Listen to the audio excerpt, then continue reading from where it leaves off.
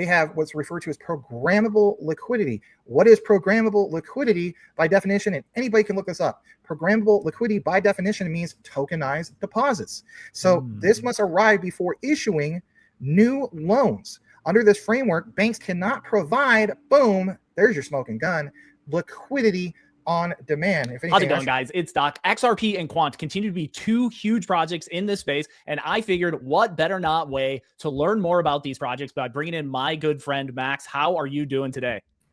Doing great, Doc. Glad to be here to share some knowledge in regard to XRP and QNT. Yeah, well, let's not waste any time. Let's just jump right in here. Give us, and we're gonna tell folks more about you here in just a second, but give us a high-level overview on XRP and Quant. What are they trying to do? What makes them unique? Drop some knowledge here on us. Sure, no problem. So XRP is trying to solve a lot of things that most people have heard in the news, right? So much more than just cross-border payments and FX. What they don't realize is solving a liquidity crisis, and that involves not just the commercial banks, the central banks, and those correspondent banking systems, but it's so much more to it than just that. And I'll tie in some things in regard to QNT. So what I want to do is I want to pull this up on you guys' screen as Doc gets into that. But a lot of times I've seen that people just highlight what's on the surface. It's as if a lot of people share, like, I need to see something in the documents that says just XRP. But as the saying goes, you need to first get past the trees that are in front of you in order to see the forest. We need to study more of the actual use case definition of what something like XRP does. So I want to show you guys some of the evidence because not a lot of people are sharing this. All right. So number one, this is actually coming from Ripple.com. Ripple pilots a private ledger for central banks launching CBDCs. Now I understand CBDCs is very doom and gloom, but hear me out. James Wallace, which by the way, I have pointed out with a collab I've done with my good buddy Jesse of Apex Crypto Insights, we have pointed out that both James Wallace of Ripple and Gilbert Verdian of the Quant Network have actually shared the stage together to discuss some of these use cases moving forward. We actually showed proof on that a while back. But the area I want to focus on is this right down here, where they point out the private ledger. And what I mean by that is the CBDC Private Ledger. Now, in this video with Doc, I'm going to show you evidence of how this orchestration basically works out. I want to point out that the CBDC Private Ledger is based on the same blockchain technology that powers the XRP Ledger, which means that the CBDC Private Ledger is built for payments.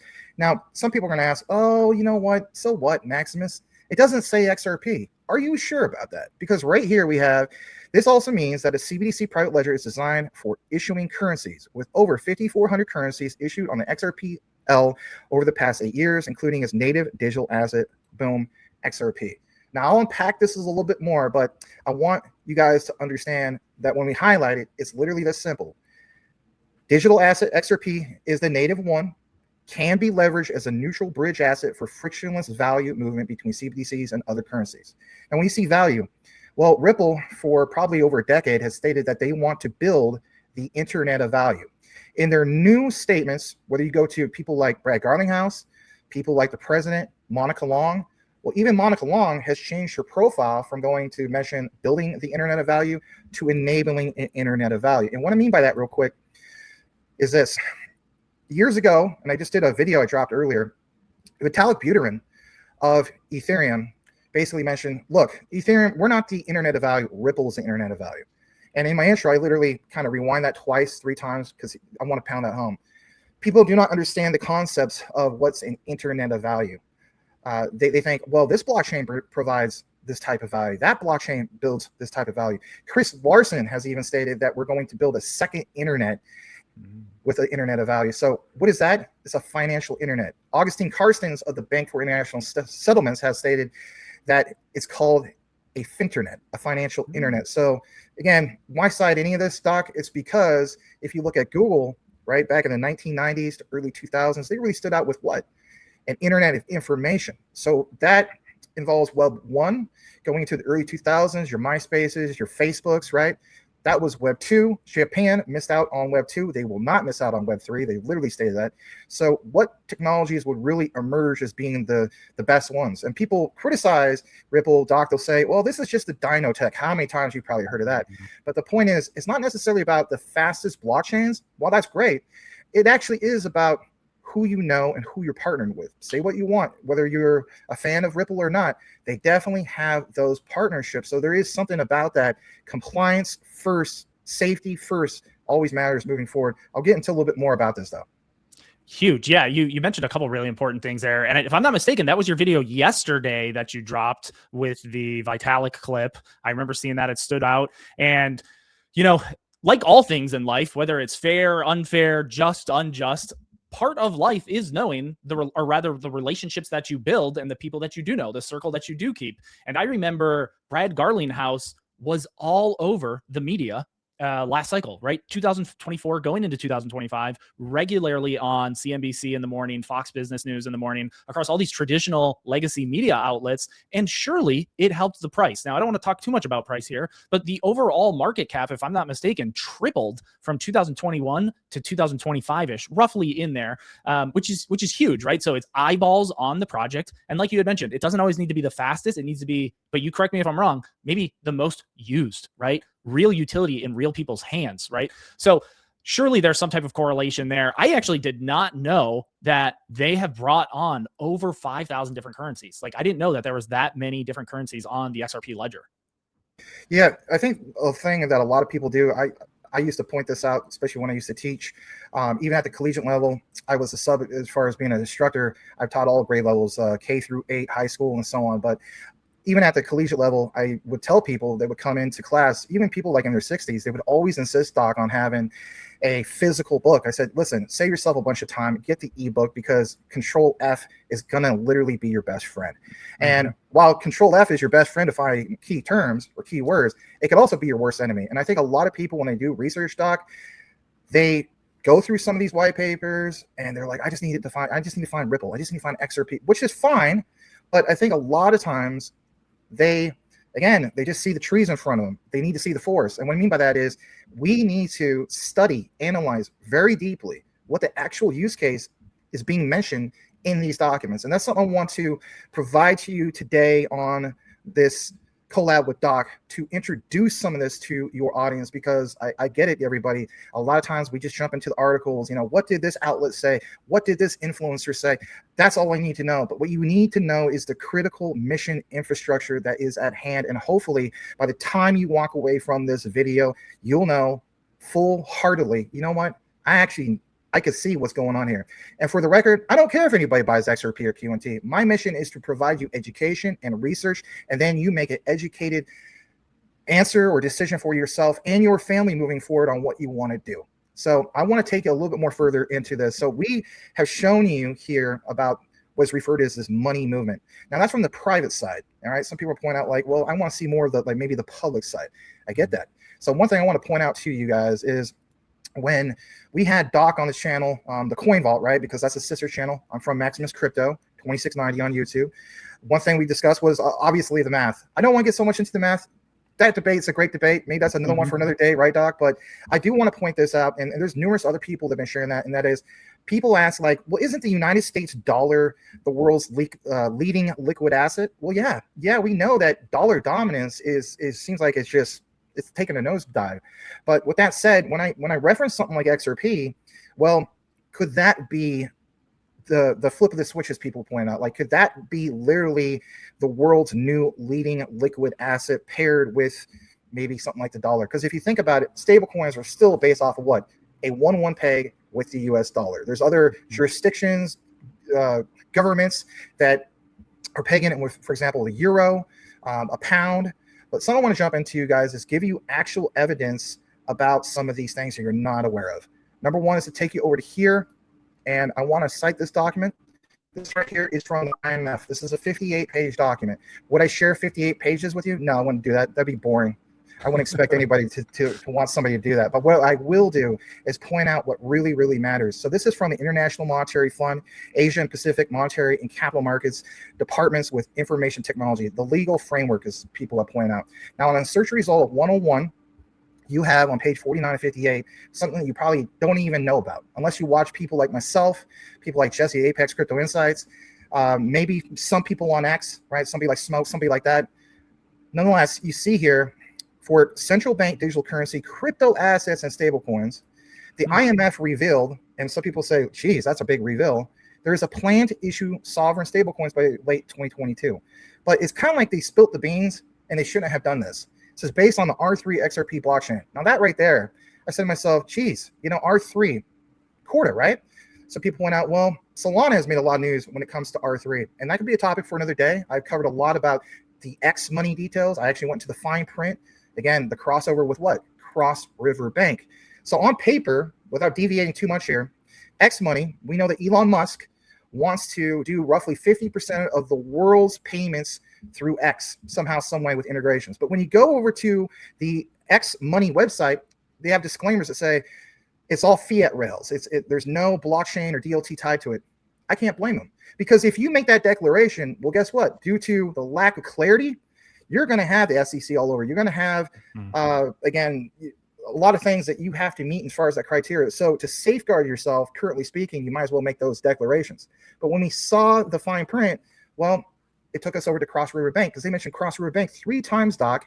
And when we went over there, we find out that Cross River Bank has full-fledged implementation over to blockchain and DLT.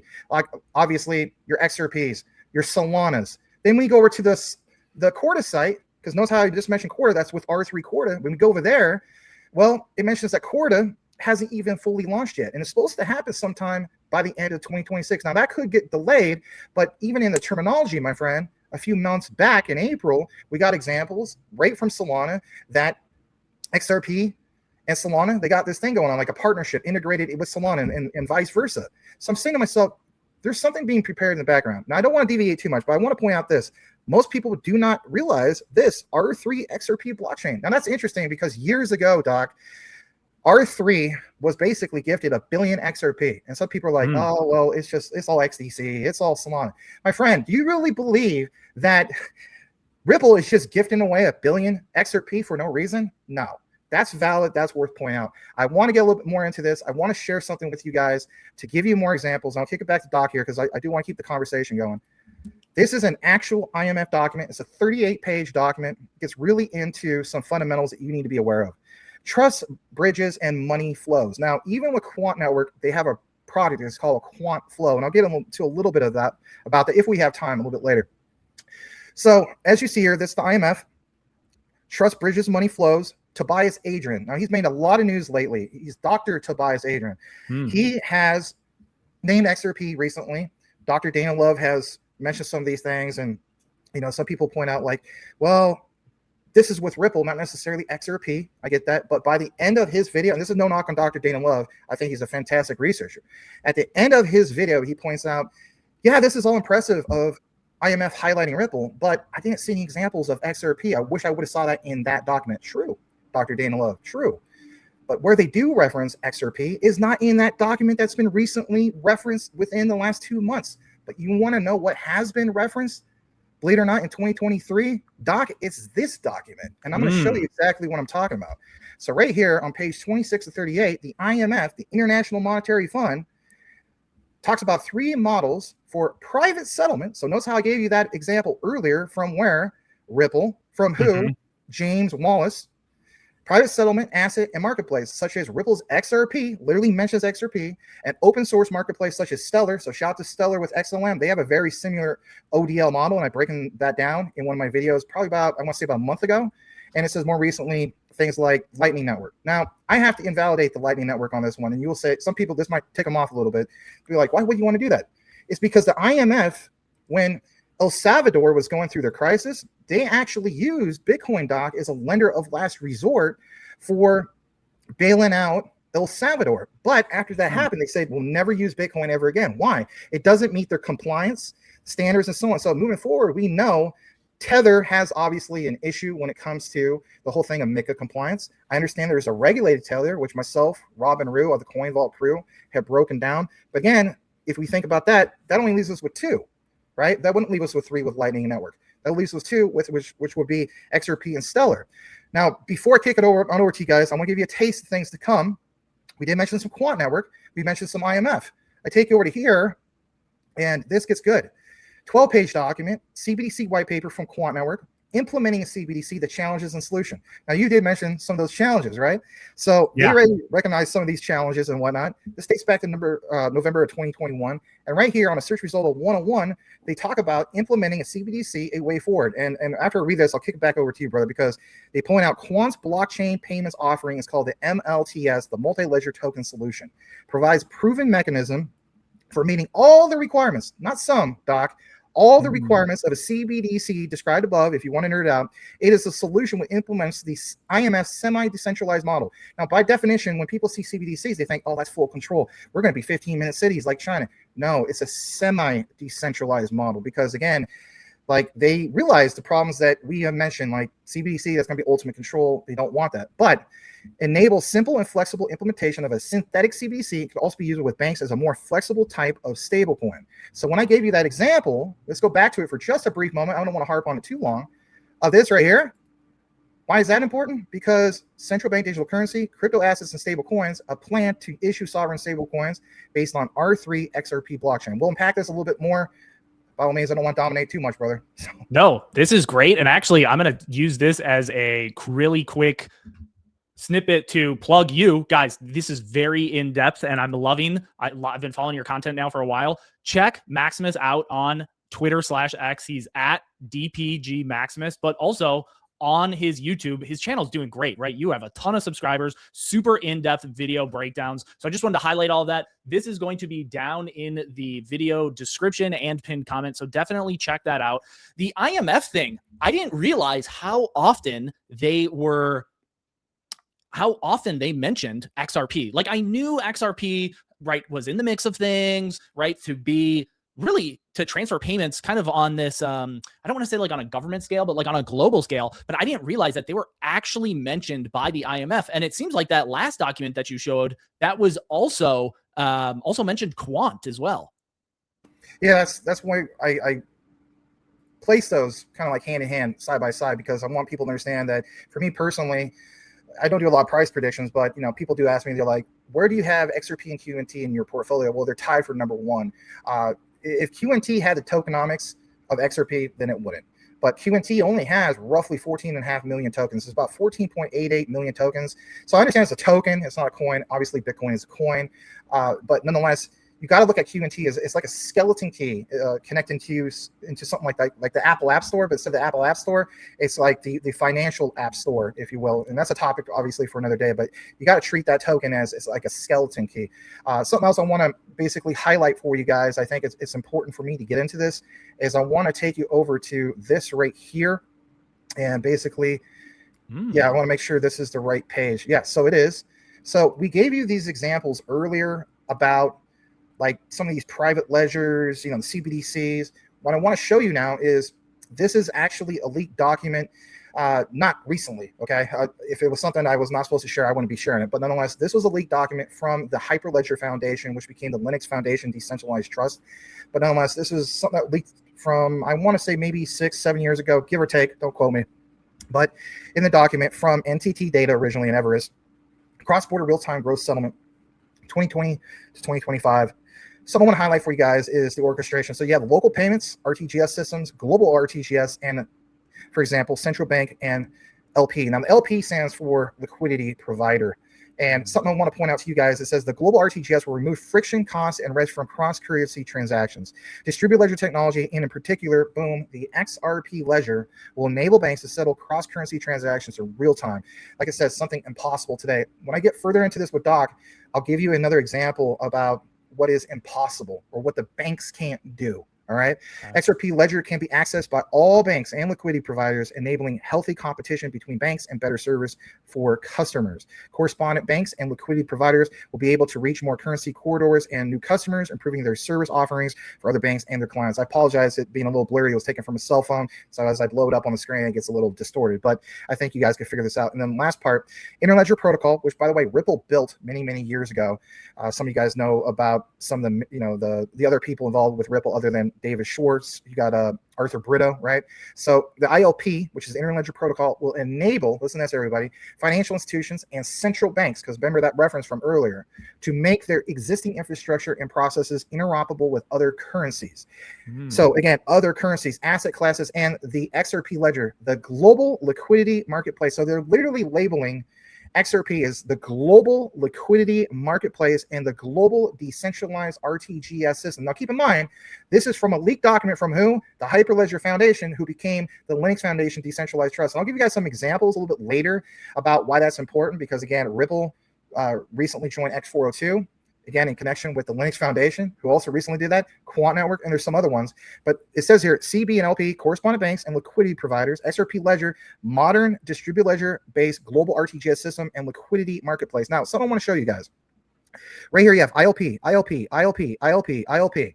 Again, Interledger Protocol. Right here for the global RTGS, you have XRP. So basically, it's like it's telling you the XRP is the unified ledger. You have your correspondent banks and liquidity providers, as you've shown here from Ripple, connecting to the RTGS system. So again, why am I showing you, for example, Bank of Japan? Why am I showing you Target 2 with Europe? Why am I showing you Fedwire with the United States? These old, outdated, traditional models, or for example, BACS/CHAPS with, like, for example, the UK, or even what they have over in China with CDFCPS and so on.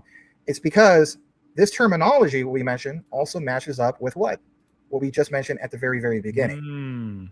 And that is so crucial for me to show you those visualizations. And just in case we forgot, everybody who's still tuned in, and appreciate you guys, consider smashing like, right? Like, consider subscribing to Doc, consider subscribing to myself, because my mission is to educate people by drawing the connections. So I just want to state this just in case they missed it at the beginning, including its native digital asset XRP. So again, CBDC Private Ledger. So when we say CBDC Private Ledgers, are these multiple private ledgers? Let's pull this back up on the screen. Yes, because these are the real-time gross settlement systems for the Bank of Japan, as we see here, Target 2, Fedwire, you name it. So this is so important that I share this with you guys. And then more importantly, I will get into this next topic on the Internet of Value. Literally used to be referred to as the regulated Internet of Value, but I want to pause for a moment, soak that in a little bit. I'm sure you have some questions in regard to this. Yeah, absolutely. And a great reminder from Maximus. Definitely check him out on YouTube and Twitter/X. Both of his links will be in the description and the pinned comment. Can you actually go back to that other diagram that showed all the banks? Because as you're reading all this, and gosh, I'm learning a lot. By no means do I claim to be, an XRP quant, guru or be in the weeds. That's why I was so excited to have you on to kind of break down these really complex topics, right? Things that a lot of people might not know other than the surface layer, myself included, right? And distilling these projects into very, very digestible piece of information. When that last one on the bottom right, it says the Interledger Protocol will enable financial institutions and central banks to make existing infrastructure and process interoperable with other currencies. The first thing that came to my mind, I have this burning video in my head that it's Larry Fink coming on stage and saying, hey, we're going to tokenize everything, right? Larry Fink, part of BlackRock, the largest financial institution, one of the largest, and really bringing things on chain. That's kind of the first thing that jumped out to me when I read this. And then the other thing is all of these, for folks that don't know, all of these different payment networks here that we have, correct me if I'm wrong, Maximus, but decades old. This is not new tech that these countries are using. Very old, very outdated, slow, not transparent, and I would imagine probably expensive if it's not on chain. So the need, I guess what I bring all that up is the use case or the need is 100% there. And based off some of these documents that you've been providing, which is awesome, by the way, which is awesome, right? A lot of the format of my videos, I kind of come here, I give you some of my takes on things. You're bringing legit documents. To me, I can't believe some of these documents came out in 2021, right? I think that one that you said November 2021, I was thinking to myself, have I been living under a rock? Because I was not aware of any of this. So super, super interesting.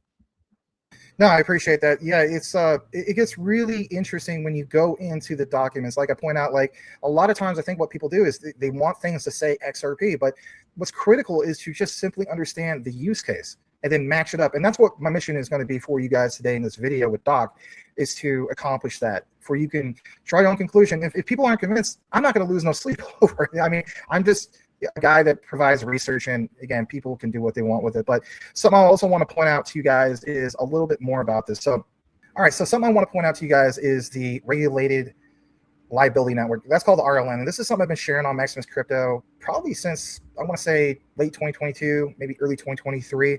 And of course, a lot of these things came into fruition. So again, I hold Canton. I think it's silly that people basically want to create a sense of tribalism or treat these assets like a part of fraternity. if I can earn money on XRP or Canton or any of this stuff that people don't want to, certain armies or whatever to talk about, I'm going to do that. So just a disclaimer on that. So what's the RLN? So the Regulated Liability Network, which obviously Canton was a participant in that, as well as many others like your Quant network, says basically that in essence, the Regulated Liability Network, RLN, is interoperable network of commercial bank and central bank liability. So we just showed you some examples of those central banks, right? Says the aim of the infrastructure is to improve national and international payments by using DLT. The concepts originate in the article entitled The Regulated Internet of Value, published by Citigroup in that same year, 2021, like you saw from James Wallace of Ripple. So what's also interesting is it says, instead of RLN, the Bank for International Settlements uses the term Unified Ledger. So again, they kind of changed up these names. Like it used to be originally the Regulated Internet of Value, then it became the RLN, then it became the Internet of Value. I mean, they do all these things to kind of mix things up. Are they trying to confuse us? Who knows? I did want to point this out. Now, something I want to jump over to is the orchestration. And I do apologize. It's kind of blurry because it's taken on a cell phone. So right here, we talk about the RLN. Look what it mentions in regard to the core RLN infrastructure. Right here, for that common RLN API layer, you have Quant network shown in the illustrations, common RLN orchestration and programmability layer. Workflow orchestration is the Overledger. So what is the Overledger? The Overledger is basically like a blockchain operating system that has a horizontal stack that sits above all ledgers. So does that mean that Quant is the unified ledger? No, they're the Overledger. What's the unified ledger? It's Ripple with the ILP for the XRP ledger. So what would the XRP ledger connect to? It would also connect to the Overledger. So when people ask, well, geez, why would I need QNT? Again, Max, if I'm looking at this other visual you had on the screen, we'll cite it again. If I'm looking at this and Doc is telling me that people like Larry Fink would really like what is being presented here with the XRP ledger, which rightfully so, he wouldn't answer, is BlackRock with XRP, yes or no? He's like, I can't answer that. Everybody's seen that interview. But guess what? Quant Network has collaborated with BlackRock, and there's been some documents, and maybe by the end I can get into that if you want, or another day I can give you guys the proof on that. But nonetheless, when we talk about what Doc was mentioning about all these old systems, well, you need to be able to bridge traditional finance, right? Leverage those technologies into Web3, because we're not in Web3. We're in roughly Web 2.7, 2.8. Web3 is probably post Clarity. And I know some people are like, well, it doesn't look like we're going to get that. Call it what you want. I don't want to deviate too much. But we need to bridge that. How are you going to do that? You need true interoperability. So what are you going to do? Ripple will provide the liquidity with on-demand liquidity. By the way, Quant Network, I'll show a demo in another video in the future, because this is not going to be the first time we collab, right? Yep. Amen. So Quant Network had a demo there. In the demo, their first choice for real-time gross settlements wasn't Bitcoin, wasn't Ethereum. It shows both of those on this list. Their first choice was to go through Ripple for those real-time gross settlements. Why would they want to do that? Why wouldn't they not want to do that? Because XRP with XRP Ledger is a unified ledger, and knowing that, you're going to really go with Ethereum? You're really going to go with Bitcoin? I mean, I guess you could, but if you want to have 3 to 5 seconds in finality, yeah, you're going to go with XRP. So again, so why use QNT, especially for these old systems? Because you want to leverage your old systems with the new, and you need these APIs to connect to the new infrastructure. So how are you going to do that? Through the Overledger, you're going to have what is referred to as MDApps, multi-ledger dApps, according to the Quant Network. And then that in itself is going to connect you to, like I mentioned before, kind of like an Apple App Store. And if you guys want to see more information about that, I'll try to pull up some of those old interviews from Gilbert Verdian when he first pitched the Quant Network use case to a whole bunch of people back in, I think, 2018. He used examples like it's kind of like the Apple App Store. So QNT is that skeleton key that plugs in and gets you into that suite. I want to go into this next part real quick. I want you guys to see more about this. So a lot of what we mentioned with the RLN is here. Shared ledger API gateway. So again, API gateway, again, your QNT plugs into that. You have your wholesale CBDC partition with these central banks. You have, for example, this retail CBDC partition, which is not here yet, by the way, right? Retail CBDCs, I believe, won't come until 2027, 2028, give or take. And then we have Quant Network with the Bank of England, which we'll cite that here in a bit. and then you have some of these other examples. But right here, R3 Corda digital currencies app. Now, why cite that? Well, did we forget? I think we did, because when we get into this, here's why we do this research. What do we have right here? 4958. And what does it say here? R3 XRP blockchain. So that's interesting to see that. And again, that example I just gave you. And the other thing I just want to mention is when we cite Quant Network, well, Gilbert Verdian said a while back, he says, we have partnered with R3, Doc. Yeah, we have partnered with R3 because Gilbert Verdian said, because R3 is going to allow us to bring over the shared ledger. Okay. So again, I think I need to pull this visual back up. So let me pull it back up. R3 is going to allow us to pull in the shared ledger. So this right here, right? And notice how it says shared ledger, right? It's going to allow us to bring in the shared ledger where all, not some, all the tokenized assets will reside. He said we provided programmability, interoperability, and custom APIs for the regulated liability network, but we also partnered with R3, who's bringing over the shared ledger. And what do we see in the visuals? Exactly what I just mentioned to the T. So there's so much when it comes to that. I'll get into this next part here in a bit about this BIS working paper on the elasticity of money, which is right here. But by all means, I don't know if you have any questions in regard to that so far. I do. Can you go back to that diagram that you were just on? And as you're describing all this, I feel like I'm the living SpongeBob Patrick meme where SpongeBob is like, write this down, you know, because this is like a lot of things that I honestly had no idea. And it's interesting, this Overledger, I totally see the use case for this. And the example that kind of came to mind was, you know, my day job, I work in a hospital or clinics, and we have all these old legacy systems, right? Paper charts, systems that they used to use with patients and maybe some of their protected health data. And now it's, you know, fast forward decades later, we have all this, you know, it's 2026, we have new programs, but we still need ways to communicate with some of these legacy systems, right? Because it cost money to bring some of these legacy systems online, right? And the other thing is just some businesses don't necessarily want to flip the switch right away. And in this example, maybe flip the switch to come on blockchain. So I totally see how the Overledger using these different APIs to talk to all these, and I hope I'm phrasing this correctly, all of these different systems. And in this example, right, the central banks, the member banks, to really plug in. And in a lot of ways, it kind of feels like Quant and XRP almost work in unison or together in a lot of ways. No, you're absolutely right. I think you get it. And to give you an example, you know, I know that obviously you're a real life MD. I think you also mentioned that you have your MBA. Yep. Major Finance and econ. Yeah. I don't have my doctorate in business, but I have my MBA. I have an emphasis in entrepreneurship, but nonetheless, Awesome. Yeah, we both have that common ground. So I like collaborating with people like yourself that, you know, Likewise. Yeah. Yeah. So something I want to jump into for you guys just briefly, and this was kind of like on the fly because obviously Doc mentioned some of that medical and, you know, some of that data. So something to also bring you guys to is gilbertverdian.com/CV. It's Gilbert Verdian's work history. Now, again, if you're brand new to Quant, who's Gilbert Verdian? He is the CEO of the Quant Network. And in his work history, you talked about health. So he worked for NSW government in the health sector from 2014 to 2016 as the chief information security officer. And I mean, he just has like a really, really robust history. Even his wife, Laura Verdian, she also has been in these sectors. I think she might still be. I don't quote me on that. But nonetheless, he has over 20 years of cybersecurity. If you're wondering, does he have any plug to something like the United States? Because that's a lot of criticism people give Quant Network. Oh, it seems like it's only UK focused. Guys, we're talking about internet protocols. Internet protocols are not siloed to just one country. All right, the internet is the World Wide Web, right? So yep, global. Absolutely is global. So right here, we also have another example. He is part of still the HM government, chairman of DLT for healthcare, September 2018 to present, Doc. We also have a UK Parliament, 2018 to present, APP blockchain, all parliamentary group on blockchain, 2018 to present. He created ISO TC 307, which is a standard for many things, but the Overledger itself, they advertise it as the standard for building on blockchain. He's part of the European Union Blockchain Observatory, from May 2018 to present. And how about this? He's part of the Federal Reserve. Yeah, right here in the United States, Fed Payments Improvement Community from April 2018 to present. Fed Reserve Secure Payments Task Force from 2017 to 2018. And again, the list just goes on and on and on. But I want to give you guys, I want to kind of fast track through this because I don't want this video to be like 2 hours long. I want to share this with you guys. So this is something that I discovered probably a couple months back, and I've been expanding on my thesis with this.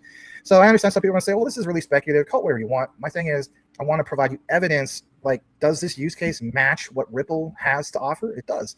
So this is called the Bank for International Settlements, BIS working paper number 1350. And I wouldn't read all 48 pages, but it points out elasticity of money in production, networks, working capital, credit lines, and financial conditions. Now, am I citing something from 15 years ago? No, this is from May 2026, just a few months ago, okay?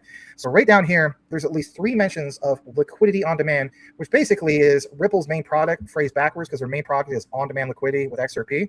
So when we jump down to this, I got to read this on page 548, Doc. It says, despite its critical role in the economy, the demand-driven nature of money elasticity is often inadequately addressed in many theories of money supply. For example, the loanable funds view portrays banks as passive intermediaries that must wait for deposits to arrive. All right, we're going to pause there for a moment. Wait for deposits to arrive. So Larry Fink, like you pointed out before, Doc, mentioned that moving forward, I think he mentioned this originally in 2023. So moving forward, you're going to see like tokenized deposits. You're going to see capital market ecosystems. So this is a great example that, yes, you need to wait for these deposits. What kind of deposits? Tokenized deposits. What is Quant doing? They have what's referred to as programmable liquidity. What is programmable liquidity by definition? And anybody can look this up. Programmable liquidity by definition means tokenized deposits. So this must arrive before issuing new loans. Under this framework, banks cannot provide, boom, there's your smoking gun, liquidity on demand. If anything, that's your hook, right? So yeah. Winking on that one, but nonetheless, such as through credit lines, unless these facilities are pre-funded. So number one, Ripple's main product is on-demand liquidity. Bank for International Settlements just pointed out backwards. Why would they do that? Might have something to do with 1,700 NDAs, which BIS might very well be under that. I don't have proof of that, but I can literally point out what matters, because banks cannot do what everybody says they can. No. This is from the BIS, everybody. This is from the central bank of central banks. So, and then the pre-funded. All right. Last I checked, banks had to do pre-funding with the stupid Nostro Vostro accounts. So Ripple, with on-demand liquidity with XRP, removes this friction. I don't know if you want to pause right there. I really feel like school is in session right now. And coming from someone who I always knew people were, I hate using the word diehards, but people are like very passionate about XRP and its tech on Twitter. And as someone, I'm really trying to think of this as like, hey, I want to learn more about XRP and Ripple and Quant, QNT.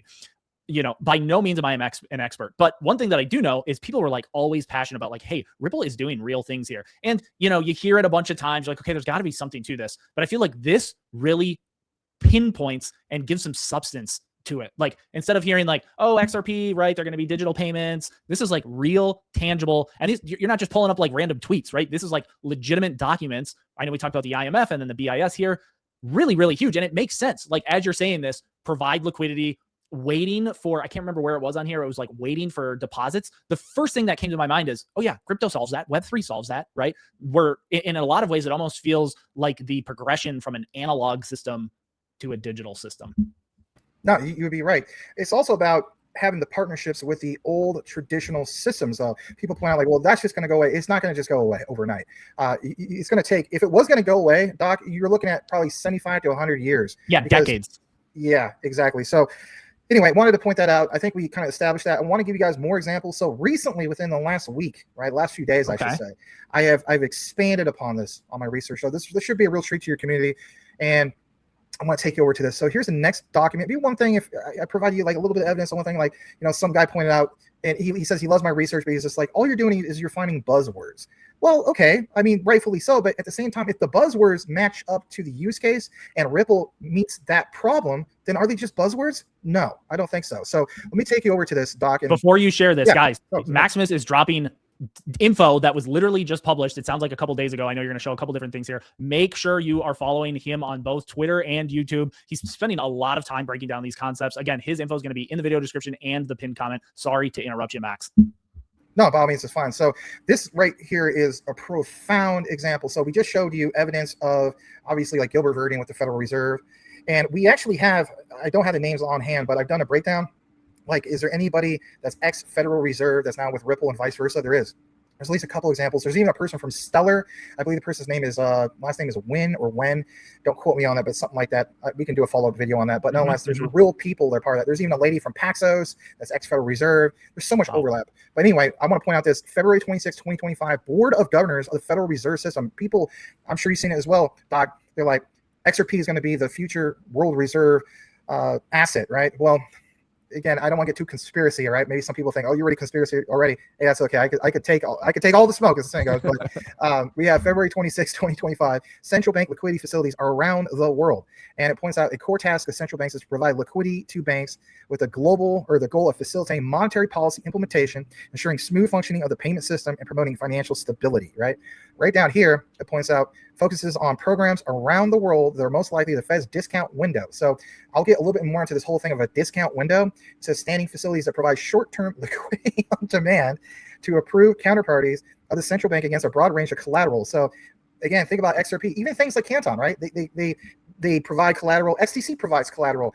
There's many of them, right? But nonetheless, that term just kind of pop up, right? Liquidity on demand. So really interesting to see this. This note also addresses intraday credit provision. Even Canton is addressing a lot of the intraday credit provisions. Largely does not cover liquidity provisions similar to this particular section. But nonetheless, I wanted to cite some of these things. And then remember how we gave you that list, everybody, of like, for example, Bank of Japan and whatnot, like right here. Let me just read this. In foreign countries considered, the note provides details of facilities at 8 foreign central banks: Reserve Bank of Australia, Banco do Brazil, which that's part of the BRICS countries, right? Because the B in BRICS is Brazil.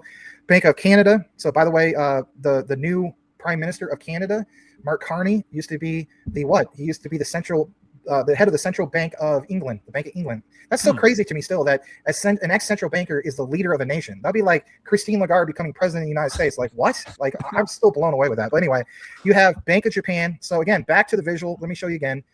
Look at here, guys. We have the XRP Ledger for global RTGS connected with the interledger protocol to what? RTGS systems through Bank of Japan and those local payment corridors through Zenjin. So again, the evidence is clear on that one.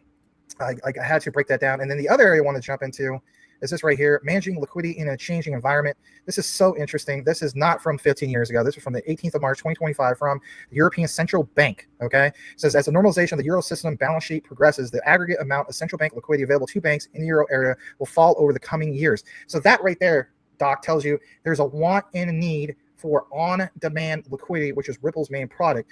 Also tells you that we'll need to have correspondent banking systems, central banks, you name it, to have the free flow of liquidity to be available on demand. And I want to break that down into layman's terms for everybody. Basically, it's kind of like go to your favorite restaurant. I guess I'll use even a fast food. I know we should talk about fast food because you talked to, right? But anyway, you go to there and you get a refill, right? Maybe on Coke, Pepsi, maybe it's Diet, maybe it's Zero, maybe it's just water. It doesn't matter. But you go there. Well, picture the legacy banks, the legacy system saying, all right, well, we need the government, which we don't want this, right? We need the government to bail us out. We've already seen that, right, with the last recession. We've seen even Greece. We've even seen recently El Salvador. They had to get bailed out. Well, the IMF bailed out El Salvador with Bitcoin. So for the U.S. government, we had to have the U.S. government literally bail out the automobile companies. I mean, we know this, right? The big banks, like, the banks are too big to fail. So as a result, we went into even that much more multi-trillion dollars in debt. Right now, we're at roughly $38 trillion in debt. So again, when we go back to this, there is still need for these banks in the Euro area, right? Like it says, it's going to fall over the coming years. You could clearly see that they will need a new lender of last resort. So if we already tapped Bitcoin, Doc, right? We've already seen proof of that with IMF. People can look into that. I can show you guys proof in the future. Well, wouldn't it make sense to have something that's MiCA compliant, ISO 222 messaging compliant? So again, people get frustrated with me, Doc. They'll say, why do you cite ISO? It's just a messaging system. Guys, please, I'm a former educator. It's literally this simple. So let's say I'm like, hey, Doc, how's it going, bro? Let's go see this new movie. We're going to use our phone to text message each other, right? Right, because we have to communicate. Well, now think about this. ISO 222 messaging is financial text messaging. So if we have a guy in the Bank of Japan, it's like, hey, Bank of Greece, I know you guys don't really use English. You have your own alphanumeric characters. Why people are like, this is Greek to me. And he says, I heard your country is in a debt crisis. Would you like to borrow 10 trillion US dollars from us? Right, because we know South Korea also uses US dollars. And they're like, yeah, because we're in this big problem. So they send over an order, $10 trillion. Well, guess what? As the saying goes, time is money. The old system, the old SWIFT system with SWIFT MT messages says, all right, well, is that bank open? No, they're not open. Oh, we got to wait till Monday. Time is money, as the saying goes. So they got to wait all the way money. Let's say this happened on a Friday or Thursday. Got to wait all the way to that Monday. And then what if the central banker doesn't even speak Greek? So then he has to find somebody else to interpret all this stuff because the Greeks get this Korean characters and whatnot. Anyway, it takes forever. ISO 222 solves that with what is referred to as MX, which by definition is ISO 2022, and it has 2,000 characters. That's what they call enriched data. So all of the instructions, all of that payment details goes over to that correspondent bank, and does it instantly, but you need a settlement rail. So what would you use? You would tap into something like what? Ripple with on-demand liquidity, with the RTGS system, with XRP, and it's done in 3 to 5 seconds. That's what most people, they don't grab that, and that's okay. I feel like I'm deviating a little bit, but I want to point out this. So right here, we see that there's a problem. Would XRP become the future lender of last resort? We'll do another video on that in the future, but right here, it says that you need an operational framework, and you need 3 things for that. It says the first is the marginal unit of a central bank liquidity is provided on demand through the ECB's refinancing operations. To this end, the governing council decided that the standard refinancing operations, the 1-week main refinancing operations, and the 3-month longer-term refinancing operations will continue to provide as much liquidity as banks demand at a fixed rate and against a broad set of collateral. Now, this gets good. The new framework implies that the amount of excess liquidity will be determined by banks themselves through the decisions to use the central bank's lending operations. This marks a significant change from the recent past when reserves were mainly created by the central bank through asset purchases. Notice I point out asset. What about digital assets? This is going to get a little bit better. By allowing banks to borrow the liquidity they need against a broad set of eligible collateral, the current operational framework is also fundamentally different from the times when the ECB operated under a scarce liquidity regime. So they realized they don't have enough liquidity. What would provide you enough liquidity?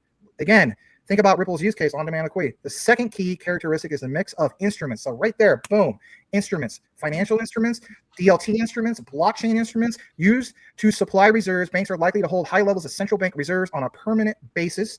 As such, is not sufficient to rely entirely on short-term lending operations to satisfy banks' reserve demand. This would imply continuously rolling over large volumes of lending operations. So why would I want to cite this? Well, last I checked, ladies and gentlemen, think about Ripple Prime. People will point out, oh, you know what? I saw this FUD. I saw Yuval Reese post that it's just Canton, right? And guess what? I mean, on the surface, that holds weight, but people forget that Bob Canton is really standing out when it comes to DTCC, especially when it comes to, was October 15th coming up? Because we're going from pilot to like, we're going to do some tokenization with DTCC, and rightfully so. I give them all the flowers in the world.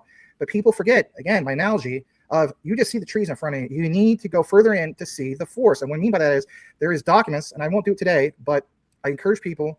There's a document, is Hidden Road, right? So Hidden Road became Ripple Prime, and Hidden Road is named where? In the DTCC documentation. So why am I even mentioning this? It's because of lending. So Ripple Prime, no pun intended, is primed to provide like this lending, to provide a sense of collateral, to do some of this use case that's being pointed out here.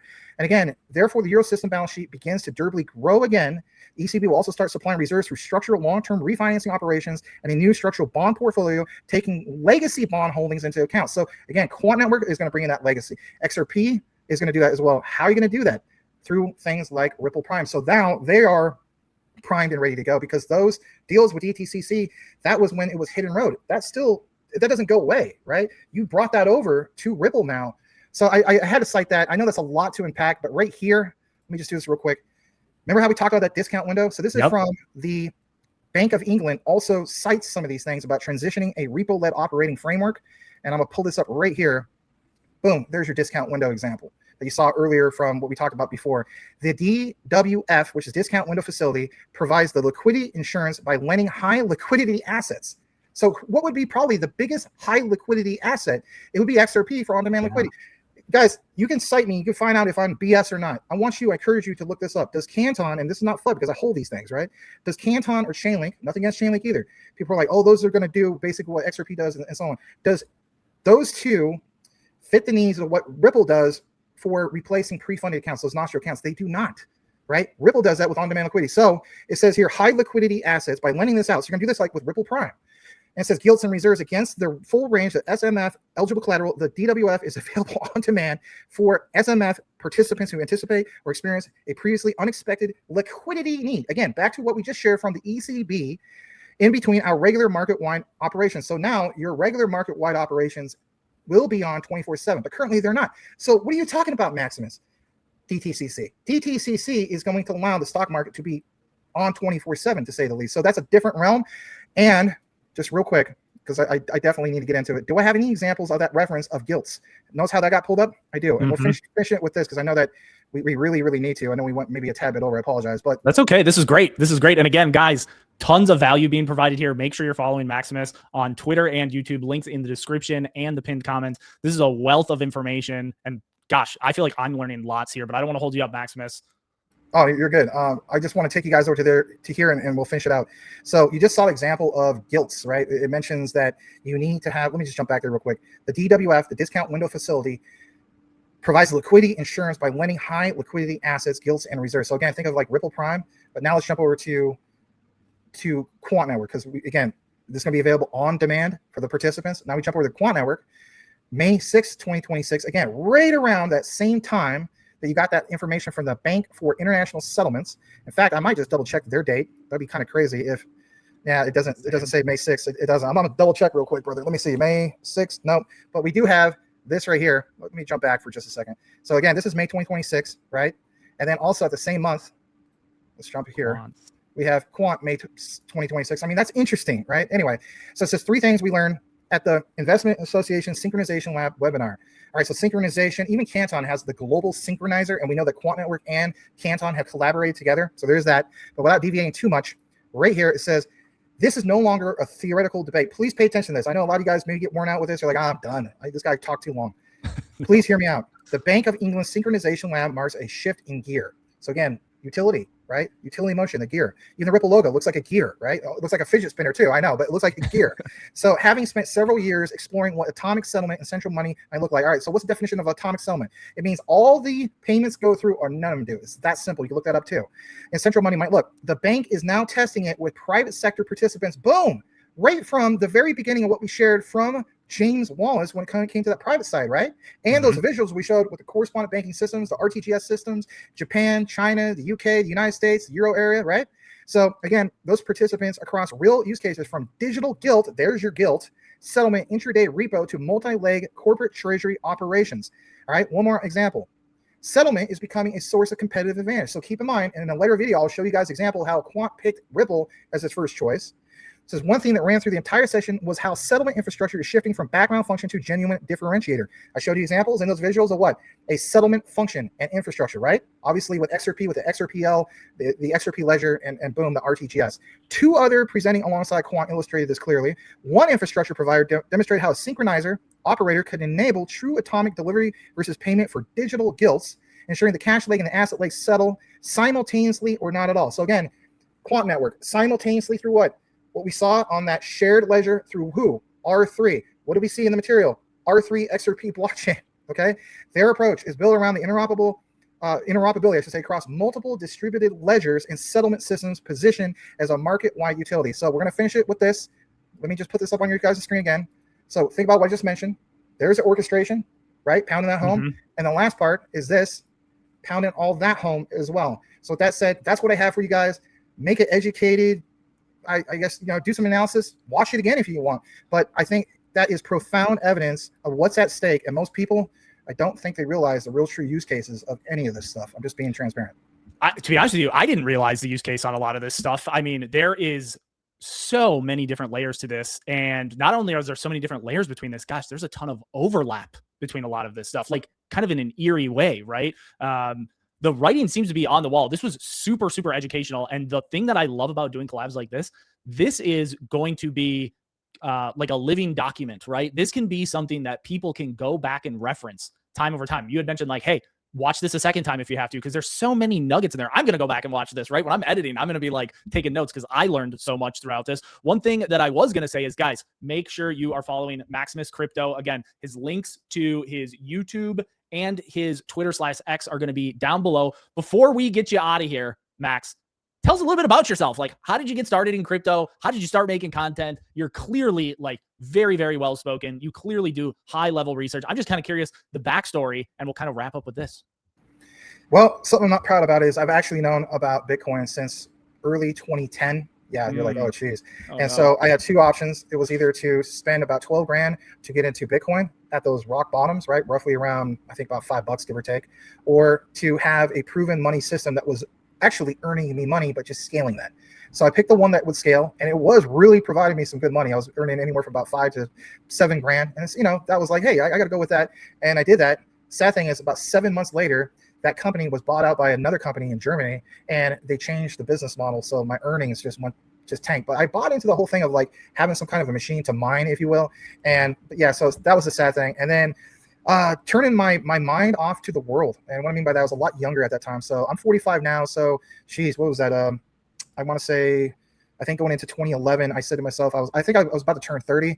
So just like a lot of people, right? Like you hear about these these MLMs, right? The people call them like pyramid schemes and whatnot. You know, sometimes at that time there'd be examples of companies to be like, oh, we're not an MLM, we're network marketing. So it's like you're just changing the name because you're so ashamed of what you are.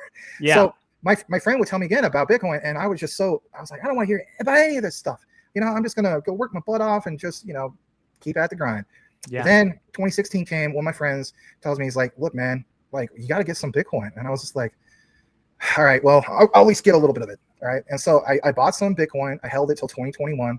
And I was like, whoa, you know, and so I didn't buy a full BTC, but nonetheless, it gave me enough that I can invest in alts. And then I have one friend, he's a gamer friend because I'm DPG, as in Dog Pound Gaming. Our clan / gaming organization has been around since 2002. So shout out to DPG. Dang. But nonetheless, yeah. Anyway, he says, hey, bro, I came into Dogecoin. I think it was like June of 2020, something like that. I mean, he came at in like he bought like some crazy amount of Dogecoin for like $5,000, and he made $5 million. Wow.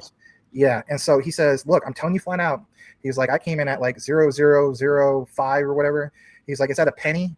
I guarantee you it'll go up tomorrow. I was like, you can guarantee me that? He says, wherever you put in, if it doesn't, I'll match it. That's how confident I'm. Like, I got nothing to lose. So he's like, I want you to throw $5,000 in. I'm like, man, I can't be throwing $5,000. I'm like, I'm a school teacher in Arizona. And at the time we had the second lowest teacher wages of any other state other than Mississippi. So Mississippi was the worst, and then we're second worst. You kidding me? So he was like, just throw in what you can. So at the time I was like, I'm not just gonna throw in like $300. I wish I would have thrown in a lot more than that, obviously. But anyway, long story short, that was the start for alts for me. So this is like late 2021, and so I throw $300 into it, and I didn't listen to everybody. Where everybody's like, Dogecoin's going to go to $1. I saw that, and I was paid attention really close to the chart. And I was like, I think this thing is done. I think it's topped its top. So I lucked out with that. So I didn't cash out 74 cents, but I did cash out at like roughly 71 cents. Oh, you sold the top. That's close enough. That was close enough. And then I turned 300 to roughly, I want to say like 22, 23 grand in that range. And so from there, I'm thinking, look at me. So many people do the same thing. I'm like, look at me. I know what I'm doing. I'm going to go out and buy something that's either a penny or lower than a penny. I'm like, because I'm going to buy it up. So this is honestly what I think happened with Shiba Inu. You bridged over a lot of these people from Doge, and they said, I'm going to do that. Oh, there's a Shiba Inu thing. It looks like the Dogecoin. I did that. So I said, all right, this 23K, and also with my BTC, my Bitcoin money, I'm going to buy, let me see here. Oh, wow, I could buy 7,500, give or take, $7,500 worth, which is 1 billion Shiba Inu. And geez, if it goes to a penny, I'm going to be rich. Geez, I mean, I don't know squat about tokenomics. Like, this is not going to happen. No. But nonetheless, I did write that up, and I did something very similar. I didn't listen to most people who were like, it's going to go a penny. I'm like, geez, this kind of seems similar to the whole Dogecoin situation. I don't think it's going to go to penny. And so when Coinbase happened, I sold right around that time, almost caught the top of the top. And long story short, I came into Shiba Inu, I think it was like, I want to say 507 something, and then I sold it at 4 zeros, like 87, almost 88, like right around close to the all-time highs. So I turned an investment of 8K into 88K, which was huge. What is that, like 10 or 11x? Give or take. And yeah, and then from there, I was so bit by the crypto bug. I was like, oh my gosh, I have never made 6 figures in my life, obviously as a school teacher. And then my third top performer of 2021 was Crow, crypto.com. Oh yeah, Crow, $1,700 into that. Turned into about 10K, give or take. And so my story at that time was basically, I turned 10K into about 120K, came out with about 110. And then I couldn't shut up about crypto. I had a gaming channel, right, which is DPG Maximus gaming channel for like Call of Duty and Battlefield 5, really some emphasis on it. But I was talking more about crypto compared to my gaming channel. So my friends noticed, they're like, man, you can't shut up about crypto. They're like, you should just make a crypto channel. So late December 2021, I did that. Then I jumped on over from my original Maximus crypto channel to a different channel, which some people probably seen some shorts on that channel. I'm not part of that channel. You know, it's in the past. I got completely screwed over by that guy, but nonetheless, you know, that's in my rear view. And I came back to Maximus Crypto. So what happened was I joined up with that guy, I think April of 2022. And then I joined back up Maximus Crypto September 2023 or August 2023. Okay. And then I've been active on that channel that went dormant for a long time. And then it really started taking off, I want to say late 2024 going into early 2025. And the rest was history. I covered a lot of Quant, Jasmine. But I always wanted to do XRP. And I finally made my breakthrough with XRP. I think it was summer of 2024 where I covered like an ex-central banker So I don't have that one available today. I want to include that, but I'll include that maybe in another video with you. Yeah, I'll give everybody an example of an actual real ex-central banker where you see the example of axiology. And why point that out? Well, remember how we gave you that nugget of the European Central Bank and the terminology like liquidity-on-demand? Well, how about this? I promise I'll return with you sometime, my friend, because I consider you my friend. I think you're a good guy, and you're also a person of faith, so I really appreciate that too. Absolutely. Guys, I promise you we'll give you those examples of what we mentioned with the European Central Bank, and then on top of that, share a key document that literally the European Central Bank mentions XRP with XRP Ledger with the project axiology, and then show you an interview from Ripple that dates back to summer of 2024 where ex-central banker says, yep, we chose XRPL, and if anything, the rest is history. So you guys want to see that. If that's not an excuse to like the video, follow Maximus. All his links are going to be down below. This was an awesome collab. We're 1000% going to have you on in the future. This is going to be many cryptos. Again, I also consider you a friend, and this is awesome. This is my favorite part about crypto, doing these collabs, getting to know people. Who knows, maybe even IRL, conferences and stuff in the future. But if you guys got any value out of this, consider hitting the like button, subscribe here, check out Maximus's channels. Again, links are going to be in the descriptions and the pinned comment, and we will see you on the next video.